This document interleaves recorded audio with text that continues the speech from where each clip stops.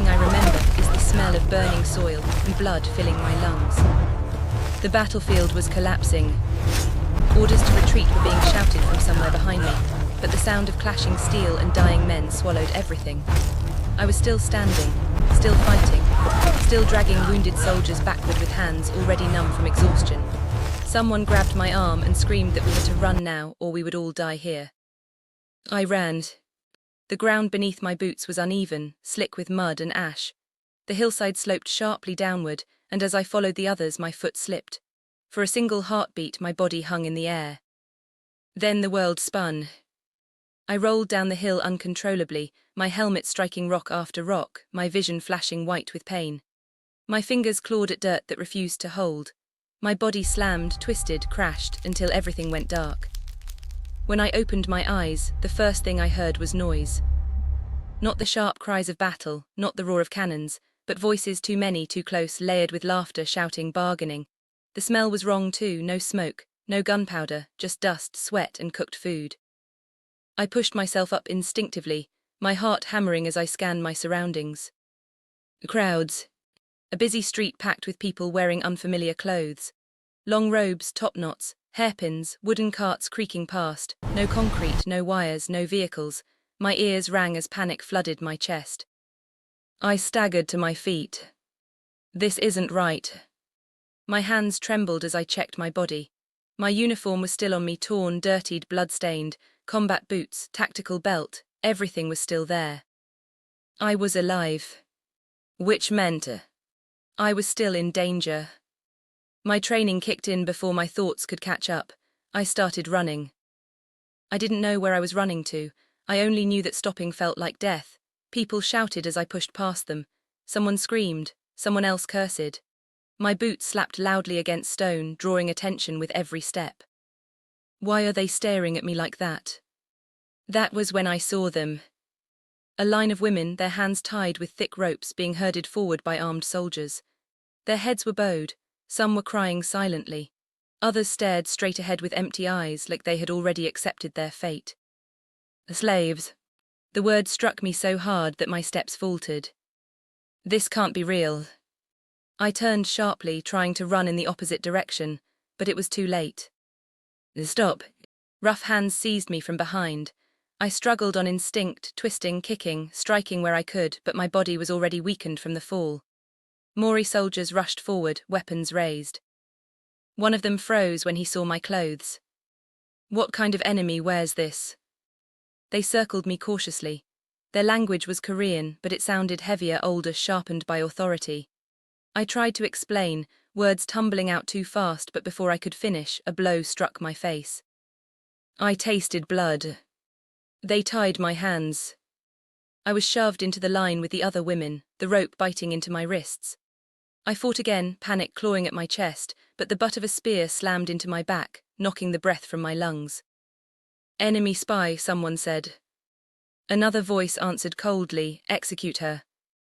My heart dropped. I thought that was it, that I had survived a battlefield only to die nameless in a place that made no sense. Then another soldier spoke. The purification ritual has begun. Everything changed. No bloodshed was allowed during the ritual days. Even criminals were spared execution until it ended. I didn't understand the reason, but I understood the result. I wasn't dead yet. I was dragged away instead, tied tighter, guarded constantly. Every glance thrown my way was filled with suspicion and hostility. I was marked for death. Just delayed. Days passed in hunger and fear. I learned quickly that this was a military camp, not symbolic, not ceremonial, real soldiers, real discipline, real killing. Then the wounded arrived. Carts rolled in one after another, carrying soldiers and captives torn apart by war. Some screamed, some moaned softly, many made no sound at all. The physicians worked quickly at first, then slower, then stopped. I watched them shake their heads, watched cloth pulled over faces, watched men die not because their wounds were fatal, but because infection had already taken hold. My chest burned. I tried to look away. I couldn't. When one man's wound began to rot openly, when fever burned through his body while he begged weakly for water, something inside me snapped. This isn't how you die. I broke free from my corner without thinking, dropping to my knees beside him. I tore cloth into strips, ordered boiling water, pressed where others feared to touch. Guards dragged me away. But it was too late. The man lived. Then another. And another. Whispers spread through the camp. The prisoner heals people. They interrogated me. Where did I learn this? Who taught me? I answered carefully. My father was a physician, I assisted him. It wasn't the full truth, but it was enough. They didn't kill me. They chained me closer instead. I became useful. One night, while assisting the camp physician, I entered a tent I wasn't supposed to. Inside, a man lay unconscious, burning with fever, his breathing shallow and uneven. Everyone believed he would die before dawn. I knew better. His lungs were failing. I treated him quietly, carefully, desperately. And when I was discovered, execution was ordered immediately. Until someone shouted that the man had awakened. Until every soldier dropped to their knees. Only then did I understand who I had saved. And only later did I learn the cruelest truth of all. The credit for saving him would never belong to me. Before the truth could surface, I was erased. Sold. Branded a slave. While another woman received honor, reward, and a future built on my work. If you think this is where my story ends, you're wrong. This is only the beginning. So if you want to know how a woman condemned to die survives betrayal, slavery, and a stolen destiny. If you want to see how I rise from nothing in a world that tried to erase me. Stay with me and don't forget to like, subscribe and turn on notifications. Because what happens next will change everything. I learned very quickly that usefulness did not mean safety. After the first few men survived, the camp no longer looked at me as a criminal waiting to die. They looked at me like a knife, dangerous if mishandled, valuable if used correctly, and always kept within reach. My chains were shortened, my guards doubled. I was moved closer to the physician's tent, but never inside without supervision. At night I slept with my wrists bound to a post, the rope tight enough that turning over sent pain up my arms. It was a reminder. I was alive on borrowed time. The ritual days dragged on. No executions, no bloodshed by decree, but death still found its way in quietly through infection, fever and neglect. The physicians worked with what they knew, but their methods were limited. They believed illness came from imbalance, from bad air, from fate. I knew better. I watched men die who should not have. And I watched myself change. At first I helped because I couldn't stand it. Later I helped because I understood the rules of this place. Power belonged to those who were necessary. Mercy was irrelevant. Fear was currency. If I wanted to live, I had to be indispensable. They tested me. A soldier with a deep gash in his thigh was brought in, the wound swollen and foul-smelling. The camp physician shook his head and ordered him moved aside. I interrupted too quickly. "This one can still be saved," I said. The guards turned on me immediately. "On what authority?" one of them barked. I swallowed, choosing my words carefully. "If the rot is cut away and the wound cleaned properly, he will live." They laughed. The physician hesitated. He let me try. I worked under watchful eyes, cutting away dead tissue, flushing the wound with boiled water, packing it cleanly, changing the dressing daily. The man screamed. I didn't stop. 3 days later, his fever broke. From that moment on, they no longer asked whether I could help. They asked how long it would take. Still, no one trusted me. I heard the whispers when they thought I was asleep. Enemy, spy, witch, barbarian. Some said my knowledge was unnatural. Others said it was stolen. I didn't correct them. Suspicion was safer than curiosity. The ritual ended on the 7th day. I felt it in the air before anyone said a word. The camp grew sharper, quieter. Soldiers checked weapons. Officers spoke in hushed tones. I was dragged out before dawn and forced to kneel. This is it, I thought. But the order didn't come. Instead, the wounded carts arrived again, more than before. The war wasn't over. They couldn't afford to kill me yet. That was when I was allowed to assist openly, under constant watch. I cleaned wounds until my hands cracked. I worked until my legs shook beneath me. I slept in fragments, always alert, always waiting for the moment usefulness would no longer outweigh suspicion. Then came the night that changed everything. It was late. The camp was quiet except for the groans of the injured and the low murmur of guards. I was assisting the physician when a messenger arrived, breathless, his face pale. "There's another patient," he said, "high priority." The physician stiffened. "Where?" "The inner tent." My heart skipped. There was only one tent in the camp guarded that heavily. We approached under torchlight. The guards hesitated when they saw me, their hands tightening on their weapons. "She comes too," one asked. The physician nodded once. "She assists me." Reluctantly, they let us through. Inside, the air was heavy with heat and the sharp smell of sickness. A man lay on the bed, his face flushed unnaturally red, his breathing shallow and rapid. Sweat soaked the bedding beneath him. I took one look and felt a chill crawl up my spine. This wasn't a wound. This was illness. I moved closer before I could stop myself. His lips were tinged blue, his chest rose unevenly. Each breath looked like a struggle. Pneumonia, I realized. Severe, advanced. If nothing was done, he would be dead within days, maybe hours. The physician murmured about evil wind and imbalance. He pressed fingers to the man's wrist, shook his head and stepped back. "There is nothing more to be done," he said softly. I stared at him. "No," I said, "there is." Every guard in the tent turned toward me.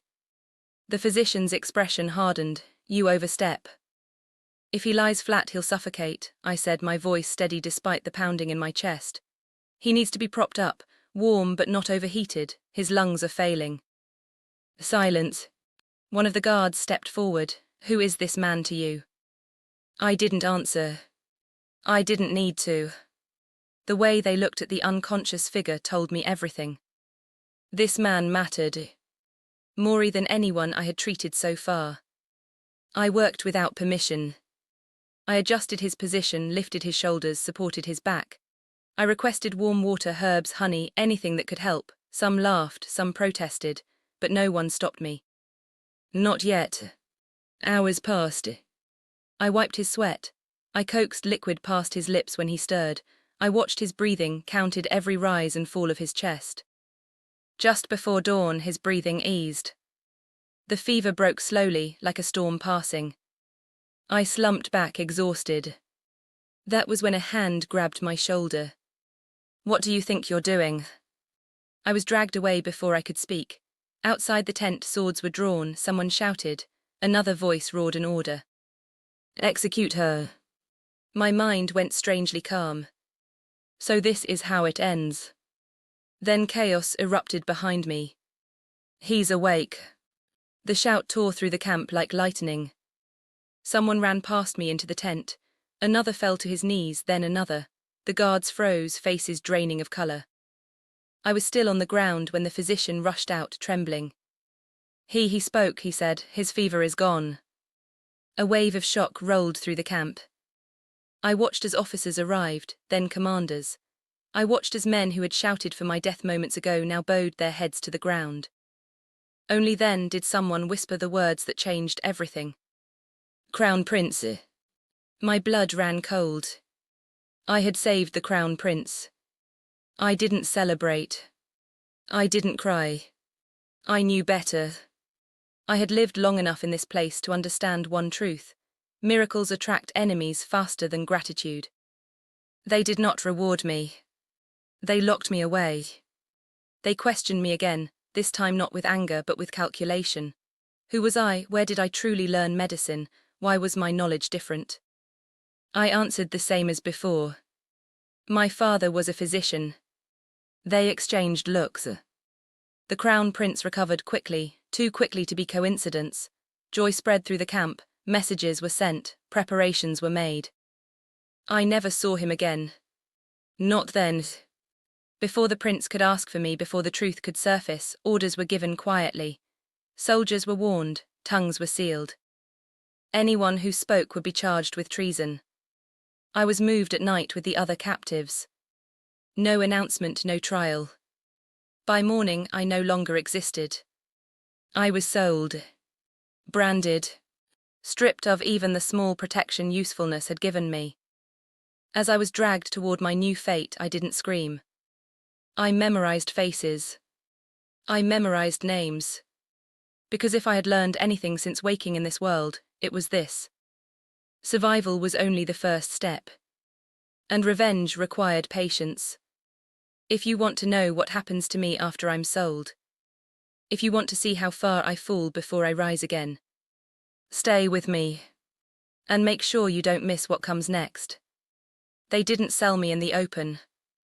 That was the first thing I realized as dawn broke, and the camp disappeared behind us. If I had been paraded into a public slave market, there would have been shouting, bargaining, crowds pressing close to inspect teeth and limbs. There would have been noise, humiliation, witnesses. Instead, I was loaded onto a plain cart with 4 other women, our hands bound, our heads covered. No one spoke to us. No one explained where we were going. The soldiers escorting us rode in silence, their expressions tight, as if even acknowledging our existence was dangerous. That was when I understood. This wasn't about profit. It was about erasure. I had seen something I wasn't supposed to see. I had done something I wasn't supposed to survive. As long as I stayed alive, I was a loose thread, one that could unravel a carefully woven lie. The cart stopped sometime after noon. When the cloth was ripped from my head, I found myself standing inside the outer courtyard of a large estate. The walls were high, the gates were guarded. This wasn't a common household. An officer stepped forward, dressed in clean robes with a sword at his waist. His gaze swept over us once, disinterested. "This one," he said, pointing at me. Just like that, my fate was decided. I was handed over without ceremony, my ropes exchanged, my name never asked for. To them, I was inventory, a body with hands that worked. I was brought inside, stripped of my remaining belongings and given coarse clothing that scratched against my skin. My boots were taken, my belt, anything that hinted at who I had once been. From that moment on, I belonged to the household of a high-ranking palace official. But not to him. To his daughter. She was young, perhaps only a few years younger than me. Dressed in silk, her hair adorned with delicate ornaments, her expression bored as she looked me over like a piece of furniture. "So this is the new one?" she asked lazily. "Yes, miss," the steward replied. "She came from the military camp." Her eyes sharpened with interest, from the front lines. I lowered my head. "She looks dirty," the girl said. "Have her washed. If she's useless, I don't want her."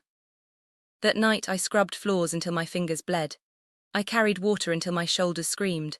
I learned the rules quickly. Speak only when spoken to, keep my eyes lowered, never react no matter what was said. I became invisible. And invisibility, I learned, was another form of protection. Days passed. Then weeks. I observed everything. The household ran like a miniature court. Servants whispered. Messages came and went. The official himself was often absent, called into palace meetings.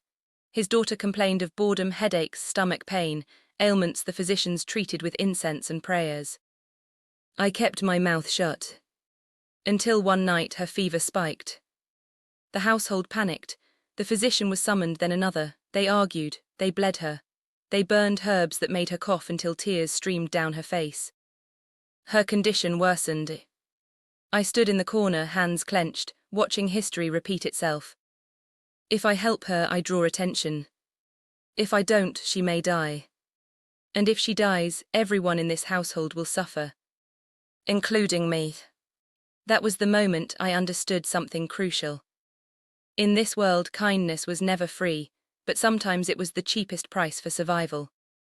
When no one was looking, I whispered to a maid to bring cool water. I loosened the bedding. I wiped the girl's forehead gently, slowly lowering her fever through the night. By morning, she was breathing easily. The physician declared it a miracle. I said nothing. But the maids noticed. They always do. From then on, I was given slightly lighter work, cleaner tasks. I was allowed closer to the inner quarters. When servants fell ill, they sought me out quietly, begging in whispers. I helped when I could. Never openly. Never all at once. Just enough. Rumors spread the same way sickness does, softly, invisibly, until suddenly everyone knows. There's a slave in the household who knows medicine. I didn't know who would hear it first. I only knew someone would. Meanwhile, far away, the lie I had been buried to protect bloomed into glory. The crown prince returned to the capital in full health. The court celebrated, the king wept openly and declared it heaven's mercy. Rewards were announced, titles were discussed. And the one credited with saving the crown prince was not me. She was the daughter of the very general who had ordered my silence. They praised her filial piety, her medical knowledge, her loyalty to the throne. They spoke of binding families together through marriage, of strengthening alliances. I heard all this kneeling on a cold floor, scrubbing stains that would never fully come out. I felt nothing. Not anger. Not despair. Just a quiet, burning clarity. The truth hadn't died. It had simply been delayed. And I was still alive. That meant this story wasn't over. Not yet. If you're still here, don't leave now.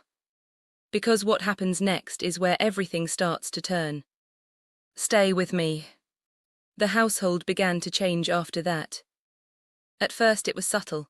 A servant who used to ignore me now nodded when we passed in the corridor. A maid slipped me extra food when no one was looking. Someone replaced my torn shoes without a word. No one thanked me openly, but gratitude has many shapes. In a place where lives were measured by usefulness, being quietly needed was power. I learned the rhythms of the estate. I learned when the official left for court, when his daughter practiced calligraphy, when the physicians arrived and when they left. I learned which servants talked too much and which ones kept secrets even under pressure. Most importantly, I learned how information flowed, who heard news first, and who pretended not to hear at all. The rumors reached me the same way they reached everyone else. The crown prince had fully recovered. The king was overjoyed. Rewards were being discussed behind closed doors. And the general's daughter, the woman who had stolen my merit, was being praised everywhere. They said she had inherited her father's brilliance, that she had saved the future of the kingdom with her gentle hands. I scrubbed the floor harder than necessary that day, my knuckles splitting open. So this is how lies are polished, I thought. Days later, a small but dangerous thing happened. A young servant collapsed in the kitchen. He had been coughing for days, hiding it out of fear of being dismissed. By the time he fell, his breathing was ragged, his face grey. The head cook panicked and shouted for help. Someone ran for the physician. I knelt beside him without thinking. "Sit him up," I said. The kitchen fell silent. The head cook stared at me. "What did you say?" I swallowed, realizing too late that I had spoken aloud. Too many eyes were on me now. Retreating would only make me look suspicious. "He can't lie flat," I said more carefully. "He'll choke." The physician arrived moments later and frowned at me, but he didn't stop me. Perhaps he was tired. Perhaps he remembered the rumors. Perhaps he simply didn't want another body on his conscience. The servant lived. That night, someone knocked softly on the door of the small room where the lower servants slept. A woman knelt outside when she saw me. "Please," she whispered. "My sister, she's burning with fever." I hesitated. Every time I helped openly, the net tightened. But every time I refused, I lost something invisible but precious: trust. I followed her. I treated the sister, then another, then another. I became careful again, spacing my help, choosing cases that would recover visibly but not miraculously. Enough to prove skill, not enough to invite investigation. But fate has a cruel sense of timing. One evening, as I was carrying laundry past the inner courtyard, I heard raised voices. The official had returned early.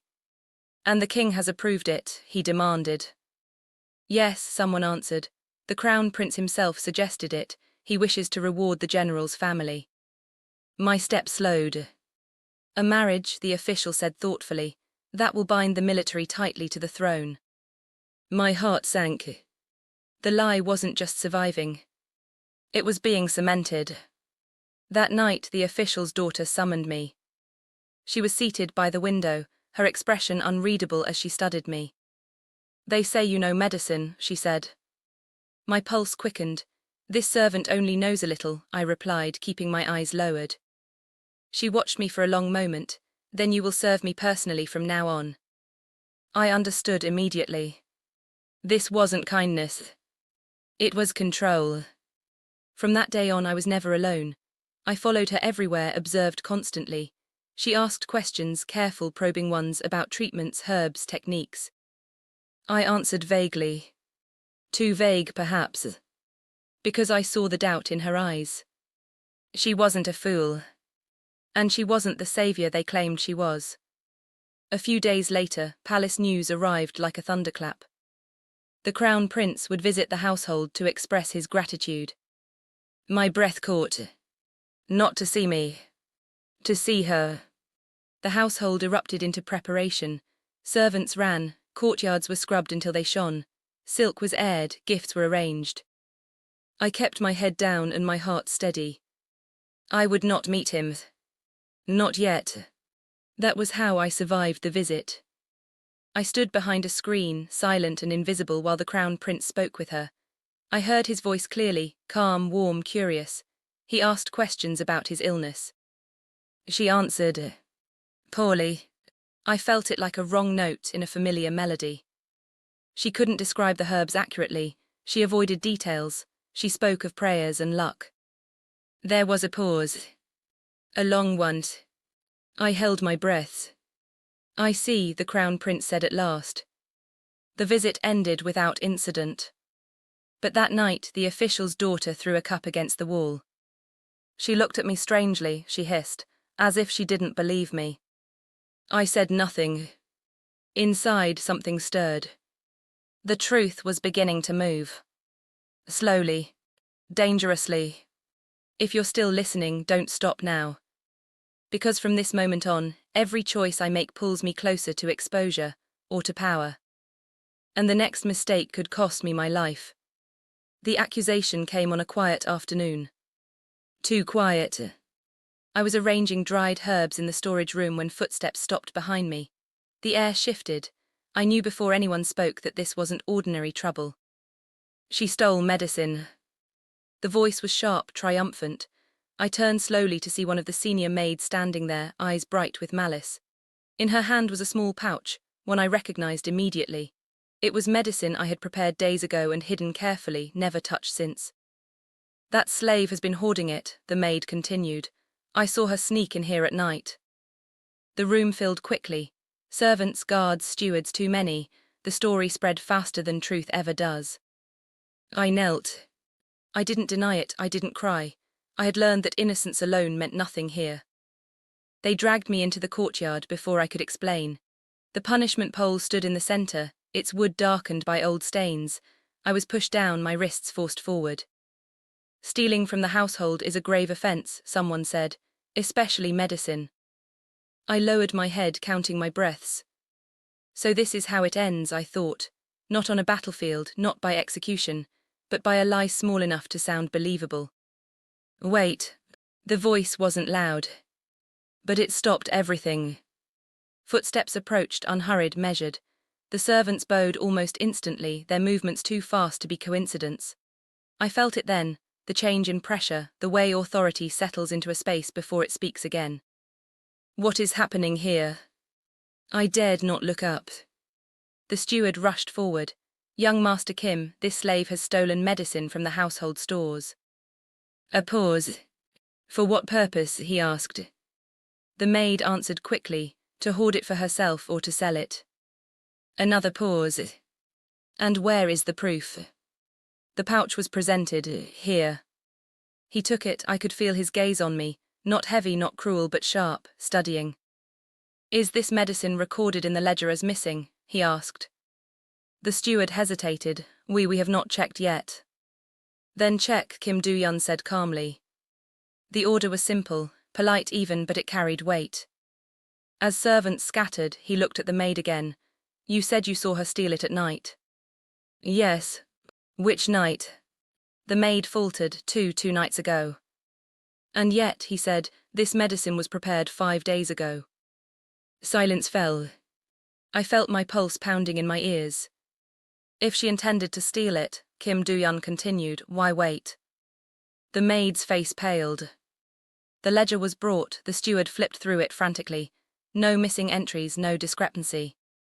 Kim Do-yeon handed the pouch back. There is no theft. He turned slightly. Release her. The guards hesitated, then obeyed. I was untied and pushed back, my knees weak beneath me. I kept my head bowed, but I could feel his eyes on me. Discipline requires evidence, he said evenly, not rumors. No one argued. He left as quietly as he had arrived. Only when the courtyard emptied did I finally breathe. That night I lay awake, staring at the ceiling. He hadn't looked at me like a savior looks at the saved. He had looked at me like a puzzle. From then on I felt it. The scrutiny. Sometimes I would glance up while working and catch his gaze already on me, from a distance, from a corridor, from behind a screen. He never lingered long, never spoke unnecessarily. But he watched. I didn't know then that Kim Do-yeon was the Crown Prince's closest friend. I didn't know that he already suspected the truth. All I knew was that something invisible had shifted. The general's daughter grew more restless. The marriage announcement was delayed again, this time with no clear reason. Whispers spread through the household. Even servants sensed the tension. And then people began to disappear. A former camp physician died suddenly on the road, robbed and left in a ditch. A soldier who had once guarded the medical tent was found drowned in a shallow stream. A servant rumoured to have seen too much was sold off overnight. No one said their names aloud. Fear returned, thicker than before. I understood then. The general was cleaning up. And somewhere above all of this, the Crown Prince was waiting. Waiting for proof. Waiting for the lie to crack. I lowered my head and worked harder than ever, pretending not to notice how close danger was creeping. If you've stayed with me this far, don't stop now. Because every choice I make from this point forward pulls me closer to the truth, or to death. And if you want to see how this unfolds, how the lie finally begins to collapse, make sure you like this video, leave a comment and subscribe so you don't miss the next part. Trust me. What happens next changes everything. After that day, I understood one thing clearly. The household was no longer safe. The accusation hadn't been meant to punish me alone. It had been a test. Someone wanted to see who would intervene, who would hesitate, who would dare to question the lie. And Kim Do-yeon had answered. From then on, the atmosphere tightened like a drawn bowstring. Servants spoke in whispers. Doors closed more quickly. Even the official's daughter, my nominal mistress, began watching me with a sharper gaze. She asked fewer questions, but her eyes lingered longer, as if measuring something she couldn't quite grasp. I kept my head down. I worked harder. I became dull on purpose. I burned herbs incorrectly once, then apologized profusely. I miscounted linen and accepted punishment without complaint. I let others take credit for small things I did well. In a place where attention could kill, incompetence was camouflage. But Kim Do-yeon didn't stop watching. He never spoke to me directly after the accusation. Not once. Instead, he passed near where I worked at irregular times, sometimes early morning, sometimes late at night, always unexpected. He was careful. Too careful to be coincidence. I began to notice other things too. The household physician grew nervous. He double-checked doors before speaking. One night he failed to return to his quarters. The next morning we were told he had been reassigned to a distant post. No one asked where. A stable boy who used to chatter endlessly went silent overnight. By the third day his bed was empty. The pattern was subtle, but it was there. People connected to the military camp were disappearing. Slowly, quietly.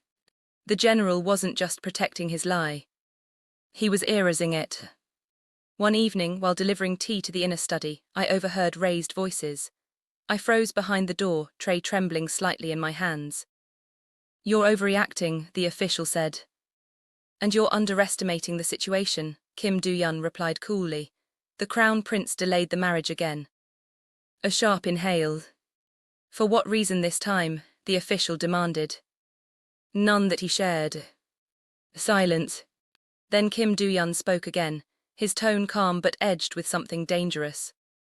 "When someone delays without explanation, It means they're waiting for something. I backed away before I could be noticed, my heart pounding. So the Crown Prince really was waiting. That night I couldn't sleep. I lay on my mat, staring at the dark ceiling, replaying every decision I'd made since arriving in this world. Every wound I'd treated, every life I'd saved, every time I'd thought usefulness would be enough. I was wrong. Usefulness made me visible. And visibility invited death. The next morning, the official's daughter collapsed. It happened suddenly, right in the courtyard. One moment she was complaining about the weather, the next she was gasping for breath, her face pale, her body shaking. The household erupted into chaos. Physicians were summoned, incense burned, orders were shouted. I stayed where I was. I didn't move. I couldn't. If I stepped forward now, it would confirm everything Kim Do-yeon suspected. If I didn't, she might die. The physicians tried everything they knew. None of it worked, her breathing worsened, her lips turned blue. Someone screamed my name.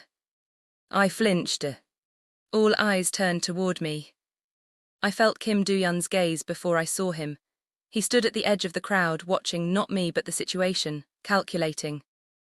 This was another test. A cruel one. If I acted, I exposed myself. If I didn't, I proved something else entirely.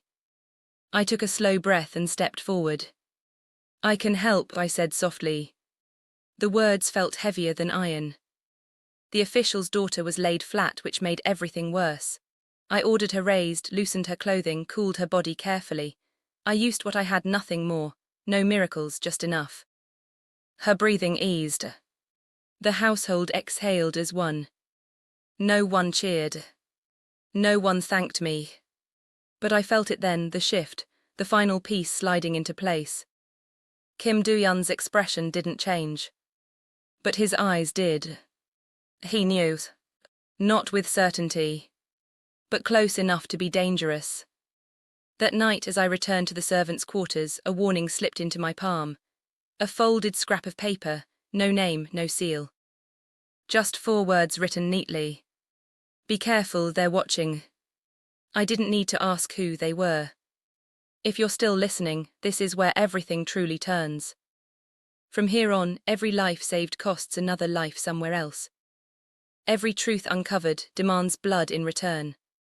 So if you want to see how I survive what comes next, how the lie tightens, how the prince draws closer, and how the general makes his most desperate move yet, like, comment and subscribe and stay with me. The first time Kim Do-yeon took me out of the household, it wasn't framed as kindness. It was work.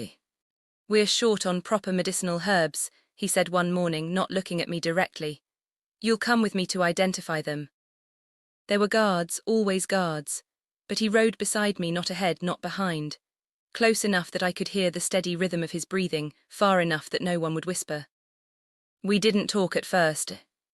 The road out of the estate was quiet, lined with dry grass and bare branches. I focused on memorizing turns, landmarks, escape routes, old habits from a life I wasn't supposed to remember. You walk like a soldier, he said suddenly. My heart skipped. I carried water and firewood since I was young, I replied quickly. If one doesn't walk properly, one falls. He didn't respond. But he didn't press either. That became our pattern. He asked questions that sounded harmless. I gave answers that were true, just incomplete. At the foothills, I dismounted and knelt beside the earth, brushing soil aside, pointing out plants the soldiers would have ignored. This one reduces fever, I said. This one stops bleeding if crushed quickly. This one is useless no matter how rare it looks. He watched my hands more than my face. I didn't notice when he began handing me tools without being asked, or when he started waiting for my signal before moving on. It was on the 3rd outing that something changed. A child from a nearby village collapsed while we were inspecting a relief station. The guards hesitated, unsure if they should intervene. I was already kneeling. I treated the boy with practiced ease, calming the mother, steadying the child's breathing. When I stood, my sleeves were damp with sweat and dirt. I looked up and met Kim Do-yeon's gaze. He wasn't watching me like a suspect. He was watching me like someone witnessing proof. After that, he began finding reasons for us to leave the estate together. Inspection of storage. Review of medical supplies. Assessment of wounded soldiers being transferred. Always necessary. Never personal. And yet, I noticed things. He never let anyone walk behind me. He always positioned himself between me and raised voices. He never asked me to bow lower than necessary. One evening, while returning late, rain began to fall. The road turned slick, visibility poor. Without a word, he removed his cloak and held it over me instead. I froze. "You'll catch a fever," I said. He answered simply, "Then you'll treat me." For a moment, something warm tightened in my chest. I didn't name it. I couldn't afford to. Because the more time I spent near him, the clearer something else became. Kim Do-yeon was holding back. Not just words.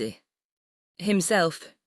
There were moments when he almost asked something deeper. I could feel it, like a breath held too long. And then he would step away, eyes turning distant, expression carefully neutral. It was during one of those silences that I realized why. If I were ever rewarded by the Crown Prince, if the truth ever came out, Kim Do-yeon would never be allowed near me. And he knew it. I liked him. That truth settled quietly, without drama. I liked how he listened. How he didn't rush to conclusions. How he treated people as people, regardless of rank.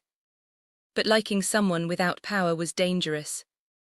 And I had already paid too much for powerlessness.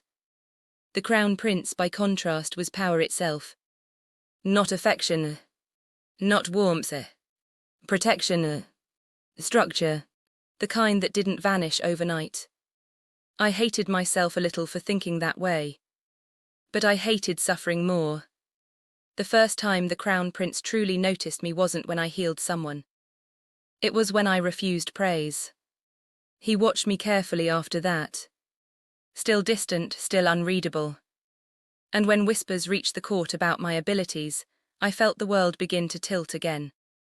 The question wasn't if I would be noticed. It was how much it would cost. That night, as I cleaned my hands by lantern light, Kim Do-yeon stopped beside me. "Be careful," he said quietly. "From now on, every step you take will be watched." I nodded. Then, without thinking, I asked, "And you?" He paused. "For me," he said slowly, "this is the most careful I have ever been." He left before I could answer. If you're still listening, don't leave now. Because this is the part of the story where feelings grow in silence. And silence becomes the most dangerous thing of all. Like, comment, and subscribe so you don't miss what comes next.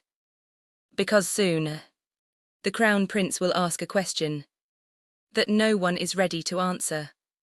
After that night, the outings did not stop. They became quieter. Kim Do-yeon no longer found reasons every day. Instead, he chose moments that mattered. Moments that looked ordinary from the outside but were heavy with consequence.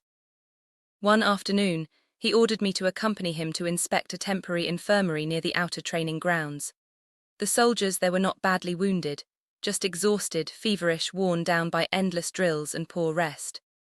"These men won't die," I said after examining a few, "but if they continue like this, they'll become useless." He glanced at me. "You speak of soldiers like tools." I wiped my hands calmly, because this world treats them that way. He didn't argue.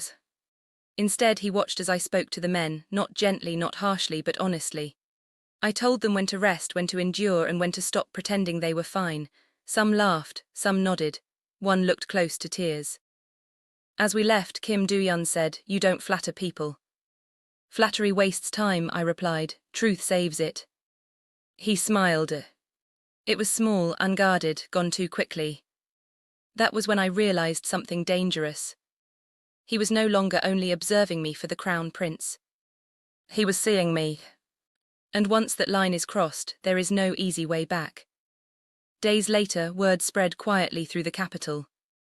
The Crown Prince had postponed the engagement again. This time, even the general could not hide his displeasure. His movements became sharp, his orders more frequent.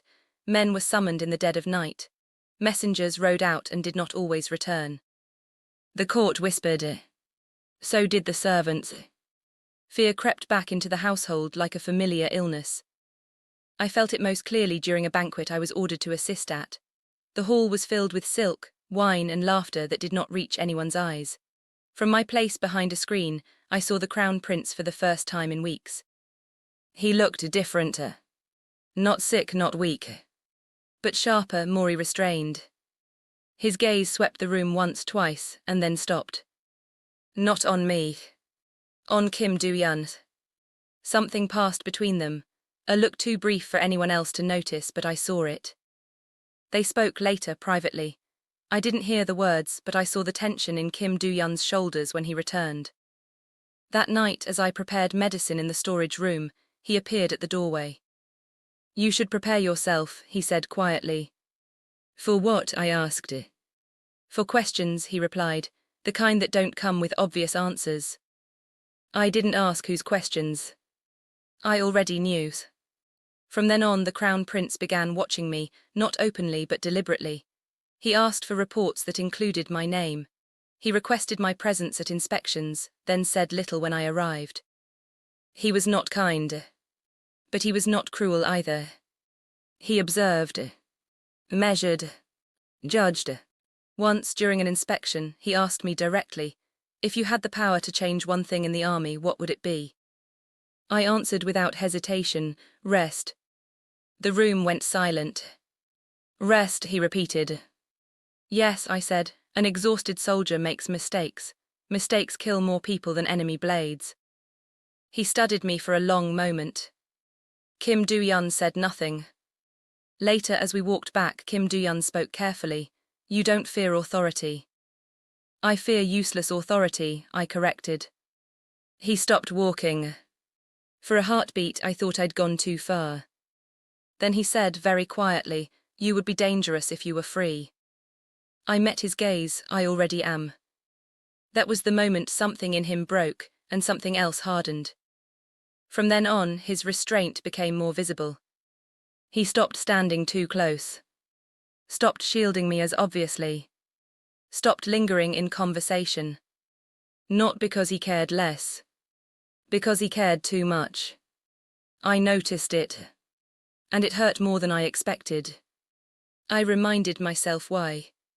Feelings were a luxury for people with safety. I did not have that. One evening, after a long day, Kim Do-yeon handed me a folded cloth. Inside were dried herbs, rare ones difficult to obtain. You'll need these soon, he said. For what? For when you're asked to choose, he replied. Before I could ask what he meant, he added, and when that happens, don't look at me. My chest tightened. Why? Because if you do, he didn't say, you won't choose wisely. He left me standing there, the herbs heavy in my hands. If you're still here, stay a little longer. Because the question everyone has been avoiding is about to be asked. And when it is, no answer will come without sacrifice. Like, comment and subscribe and stay with me. Because the next choice I make will decide not just my fate, but the future of the kingdom. The question did not come the way I expected. It wasn't asked in a grand hall or announced with ceremony. There was no audience, no pressure meant to intimidate. It came quietly. I was summoned to the outer study just after dawn. The light was pale, the air still cool. When I entered, only 2 people were present. The Crown Prince sat by the table, scrolls spread before him. Kim Do-yeon stood a short distance away, hands folded behind his back, posture impeccable, expression unreadable. I knelt. You may rise, the Crown Prince said. I did.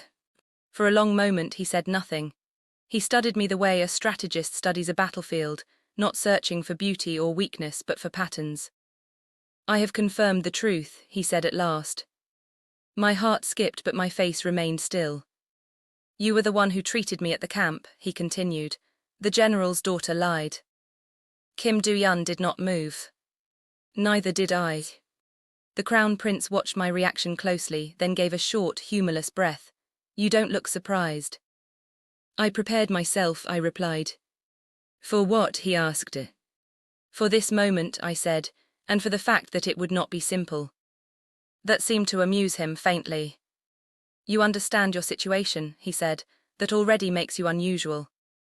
He leaned back slightly. Tell me, if I reward you openly, what happens next? I answered without hesitation. The general loses face, his allies become enemies, I become a target. And if I take you into the palace, he pressed. I gain protection, I said, and lose freedom. Kim Do-yun's jaw tightened almost imperceptibly. The crown prince noticed. And you, he asked Kim Do-yun suddenly, what do you think should be done? Kim Do-yun's voice was calm, measured. If your highness rewards her as a woman, she will be destroyed. If you reward her as a tool, she may survive. Silence followed. The crown prince turned back to me. Do you agree? I did. He nodded slowly. Then answer me honestly, not as a subject, not as a healer, as a person. He looked directly at me now. What do you want? For a moment the world narrowed. I thought of everything I had lived through since waking in this land. The rope on my wrists, the dirt under my knees, the way people spoke to me when they believed I was nothing. I thought of Kim Do-yun, of his restraint, his quiet protection, the way he never once promised what he could not give. I thought of the crown prince not as a man but as a position, a shield, a wall no one dared strike directly. If I chose marriage, I would be protected and owned. I would be bound to a court where women were weighed by bloodlines and usefulness, where affection was divided and loyalty measured in heirs. If I chose Kim Do-yun, I would have warmth and endless resistance. His father did not see marriage as love, his household would never accept me, and even if they did, my presence would stain his future. If I chose nothing, I would die the moment interest faded. So I chose something else. I want to work, I said. Both men looked at me sharply. As what? The crown prince asked. As a military physician, I continued steadily, or a court medical officer assigned to the army. Kim Do-yun's breath caught. The crown prince's eyes narrowed, not in anger but in surprise. You would refuse rank, he said. I would earn it, I replied. He was silent for a long time. Then he laughed softly. You are troublesome. I met his gaze. So is war.